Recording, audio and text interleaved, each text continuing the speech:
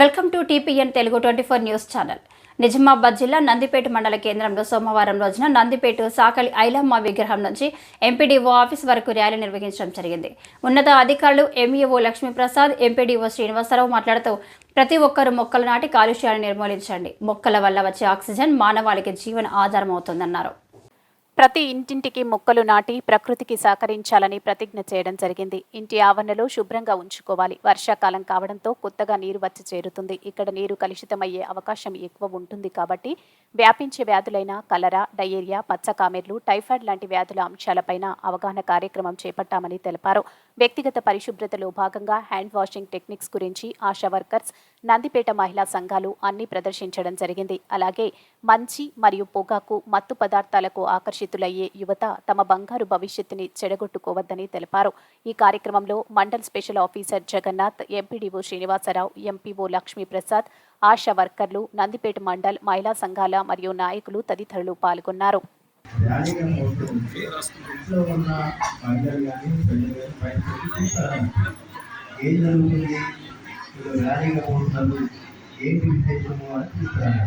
అప్పుడు ఆ బ్యానర్లో ఈ కార్యక్రమం విశేషాలు ఉంటాయి కాబట్టి ప్రభుత్వం మీద కొత్తగా ఉన్న కార్యక్రమాన్ని ప్రారంభించింది. ఏంటంటే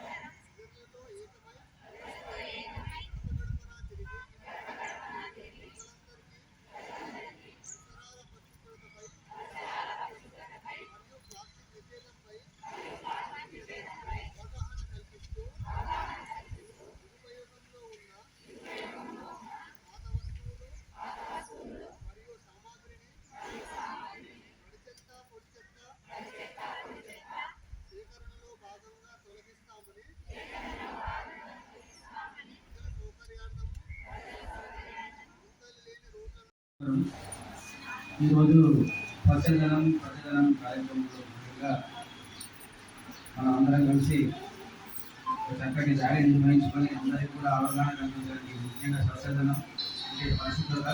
స్వచ్ఛదనం అంటే మనం ప్లాంటేషన్ మొక్కల గురించి నాటడం, లేకపోతే మొక్క నాటడం కార్యక్రమాన్ని నిర్వహించడానికి అవగాహన కల్పించడానికి మంచి ర్యాలీ. దీనికి సహకరించిన ముఖ్యమైనటువంటి భాగమైనటువంటి ఐటీపీ కార్యక్రమం అందరికీ కూడా ఏపీఎం కూడా మీ అందరికీ కూడా పేరు ధన్యవాదాలు.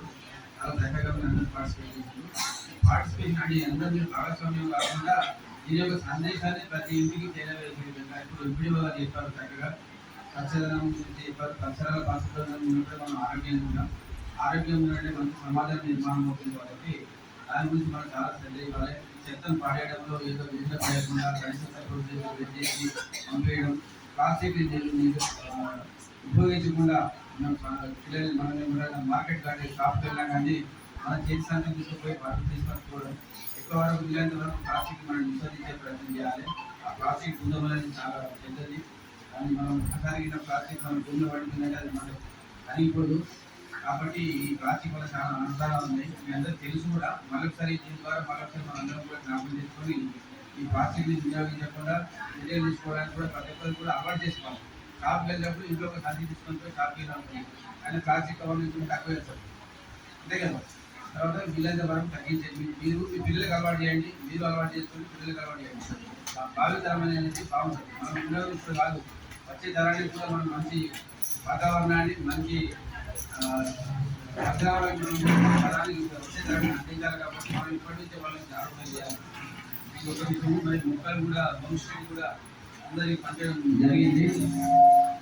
అంటే ఇంటికి మొక్కలు ఇచ్చింది కదా, ఇంటికి మొక్కలు ఇచ్చారా?